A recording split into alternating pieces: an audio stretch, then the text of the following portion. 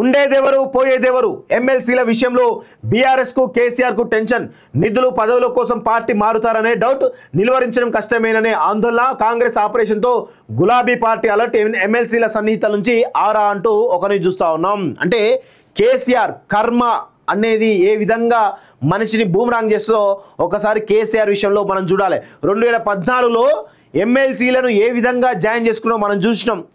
అదేవిధంగా ఎమ్మెల్యేలను ఏ విధంగా జాయిన్ చేసుకుని చూసినాం. ఈరోజు ప్రభుత్వాలు మారడం కామన్. ప్రభుత్వాలు మారిన తర్వాత మీరు తీసుకున్నటువంటి నిర్ణయాలు, గతంలో తీసుకున్న నిర్ణయాలే ఈరోజు కాంగ్రెస్ పార్టీ కూడా తీసుకుంటా ఉంది. తప్పేమున్నది? మీరు ఈరోజు ప్రజాస్వామ్యం అది తోటకూర అని మాట్లాడుతూ ఉన్నారు. బట్టలు పిచ్చి ఊరేగించుకుంటారు ఒక్కొక్క నా కొడుకుని ఎవరైతే మాట్లాడుతున్నాడో. సిగ్గుండాలే కొంచెమైనా. మీరు చేసినప్పుడు తప్పు కాదారా? ఇప్పుడు వచ్చిందా తప్పని కాంగ్రెస్ పార్టీ కోరుతున్నారా? సిగ్గుండాలి కదా. సిగ్గుచరం లేకుండా అన్నీ వదిలేసి బరివాతన ఈరోజు మాట్లాడుతూ ఉన్నారు బీఆర్ఎస్ సంబంధించినటువంటి కొంతమంది చిల్లర మల్లర నాయకులు.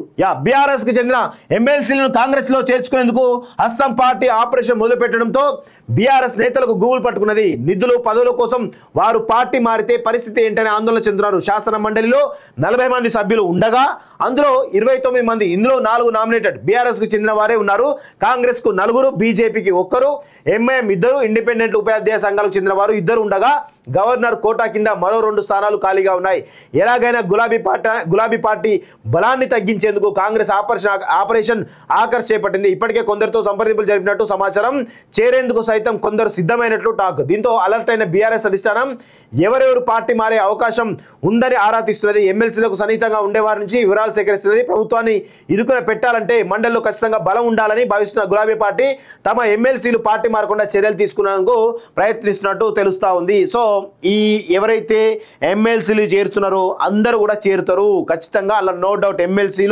ఎమ్మెల్యేలు అందరూ కూడా పెద్ద ఎత్తున కాంగ్రెస్ పార్టీలో చేరేటువంటి అవకాశాలు చాలా బలంగా ఉన్నాయి వాస్తవంగా. సో దాన్ని ఆపడం కేసీఆర్ కాదు కదా, కేసీఆర్ అయ్యే తరం కూడా కాదు. ఎందుకంటే ఖచ్చితంగా చేస్తారు. వరంగల్ జిల్లాలో కూడా ఇదే పరిస్థితి.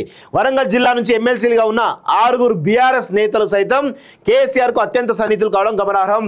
అయితే మారిన రాజకీయ పరిస్థితులు అదేవిధంగా పరిణామాల నేపథ్యంలో పొలిటికల్ ఫ్యూచర్ కోసం పార్టీ మారేందుకు వీరు సిద్ధమవుతున్నట్టు సమాచారం. అసెంబ్లీ ఎన్నికల ఫలితాల తర్వాత బీఆర్ఎస్ తీరును టికెట్ల కేటాయింపు వరంగల్ జిల్లాకు చెందిన ఓ ఎమ్మెల్సీ బహిరంగంగానే తప్పుపెట్టారు. ప్రస్తుతం తన స్థానిక నియోజకవర్గం కాంగ్రెస్కు కంచుకోటగా మారడంతో బీఆర్ఎస్ను వీడి హస్తం పార్టీలో చేరాలని ఆయనపై అనుచరులు ఒత్తిడి చేసినట్లు సమాచారం. ఇలాగే మరో ఎమ్మెల్సీ పైన అనుచరుల ఒత్తిడి ఉన్నట్టు కాంగ్రెస్లోకి వస్తే భవిష్యత్ రాజకీయ అవకాశాలపై హామీ లభిస్తుందని రేవంత్కు సన్నిహితులైన ఓ ఎమ్మెల్యే సదరు ఎమ్మెల్సీకి చెప్పినట్టు సమాచారం. మరో ఎమ్మెల్సీ సైతం 2 మంత్రులు అత్యంత సన్నిహిత సంబంధాలు కలిగి ఉండడంతో ఆయన కూడా పార్టీ మారేటువంటి అవకాశాలు మెండుగా ఉన్నట్టు ప్రచారం జరుగుతున్నది. మిగతా ఎమ్మెల్సీలు సైతం ఆశతూసి అడుగు వేసే ధోరణిలో ఉన్నట్లు సమాచారం.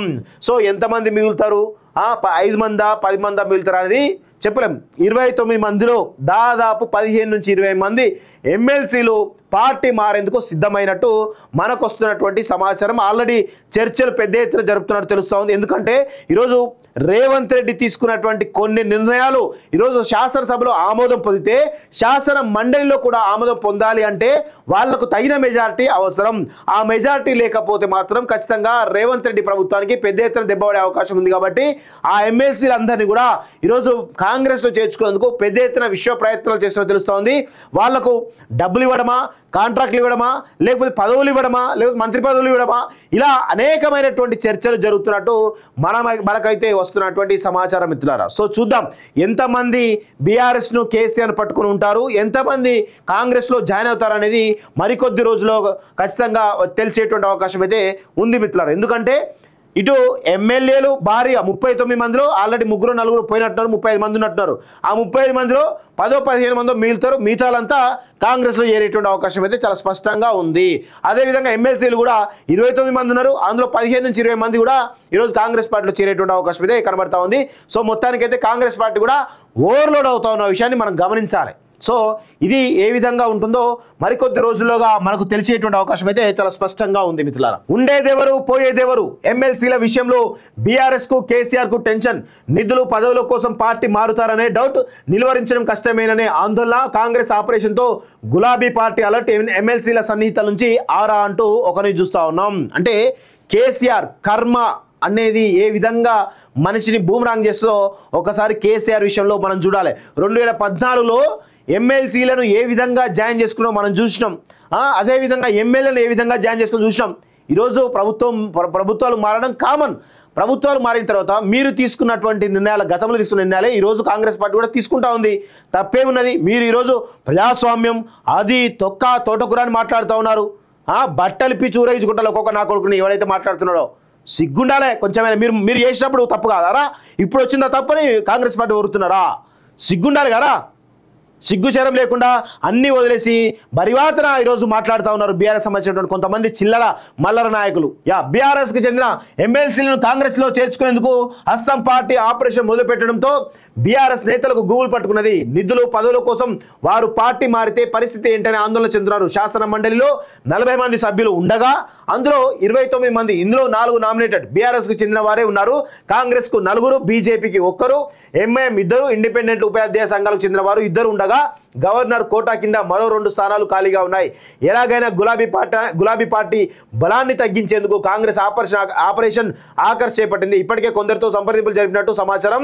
చేరేందుకు సైతం కొందరు సిద్ధమైనట్లు టాక్. దీంతో అలర్ట్ అయిన బీఆర్ఎస్ అధిష్టానం ఎవరెవరు పార్టీ మారే అవకాశం ఉందని ఆరా తీస్తున్నది. ఎమ్మెల్సీలకు సన్నిహితంగా ఉండేవారి నుంచి వివరాలు సేకరిస్తున్నది. ప్రభుత్వాన్ని ఇరుకున పెట్టాలంటే మండలిలో ఖచ్చితంగా బలం ఉండాలని భావిస్తున్న గులాబీ పార్టీ తమ ఎమ్మెల్సీలు పార్టీ మారకుండా చర్యలు తీసుకునేందుకు ప్రయత్నిస్తున్నట్టు తెలుస్తా ఉంది. సో ఈ ఎవరైతే ఎమ్మెల్సీలు చేరుతున్నారో అందరూ కూడా చేరుతారు ఖచ్చితంగా. అలా నో డౌట్. ఎమ్మెల్యేలు అందరూ కూడా పెద్ద ఎత్తున కాంగ్రెస్ పార్టీలో చేరేటువంటి అవకాశాలు చాలా బలంగా ఉన్నాయి వాస్తవంగా. సో దాన్ని ఆపడం కేసీఆర్ కాదు కదా, కేసీఆర్ అయ్యే తరం కూడా కాదు. ఎందుకంటే ఖచ్చితంగా చేస్తారు. వరంగల్ జిల్లాలో కూడా ఇదే పరిస్థితి. వరంగల్ జిల్లా నుంచి ఎమ్మెల్సీలుగా ఉన్న 6 బీఆర్ఎస్ నేతలు సైతం కేసీఆర్కు అత్యంత సన్నిహితులు కావడం గమనార్హం.